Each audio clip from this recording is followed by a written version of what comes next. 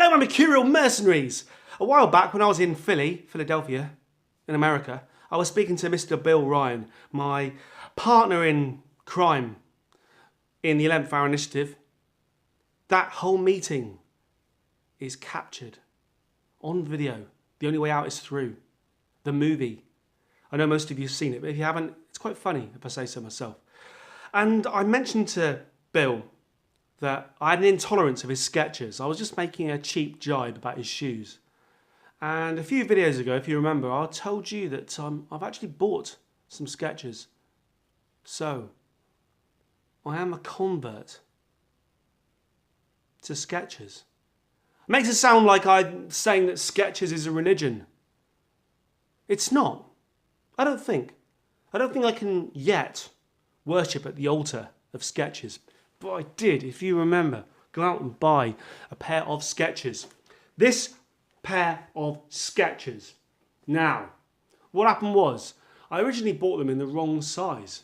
I bought them in the size that I always buy, because that's the size of my feet. And I ended up they just felt a little bit tight, and I ended up getting the size less. Makes you feel slightly less of a man going down the size, but I know historically with other companies, with Adidas, Adidas trainers, I tend to be a size more. So it all balances out. But I love these shoes. And you know what I did the other day? I went out and bought another pair. So now I have the same shoe in black and brown. See that? It's exactly the same shoe, black and brown.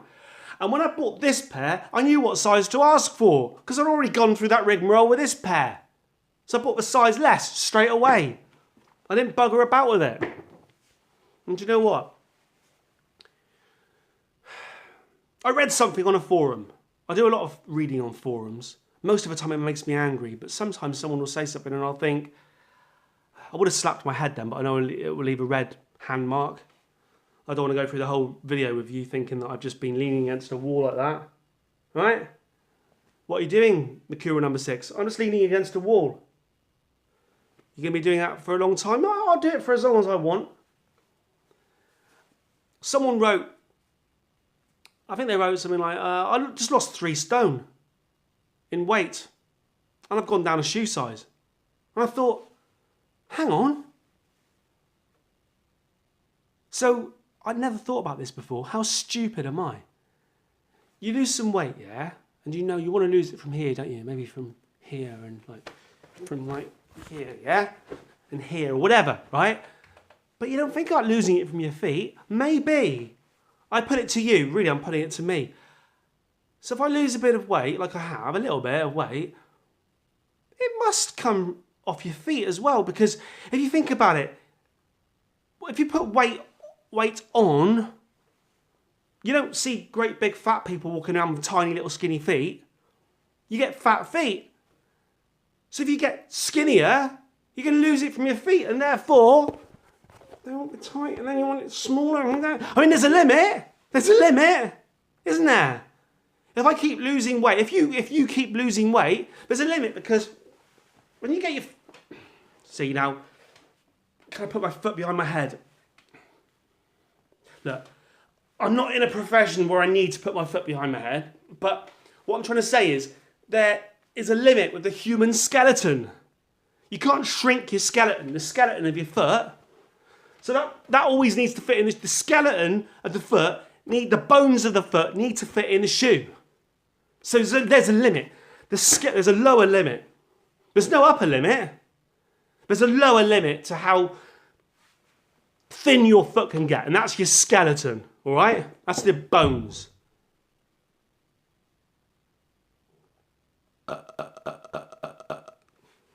No upper limit. I suppose there is an upper limit. What's the biggest foot in the world? There's probably, if I could look in the Guinness Book of Records now, it's probably the biggest foot in the world. But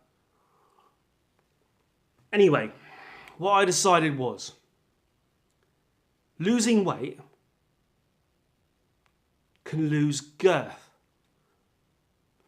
You lose girth around here, so you can get a smaller shirt. You lose girth.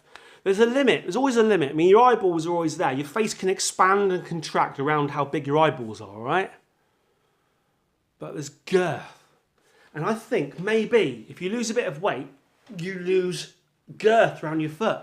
And then I got to thinking, girth around your waist, and I got to thinking, where else do you lose girth from? You know what I mean?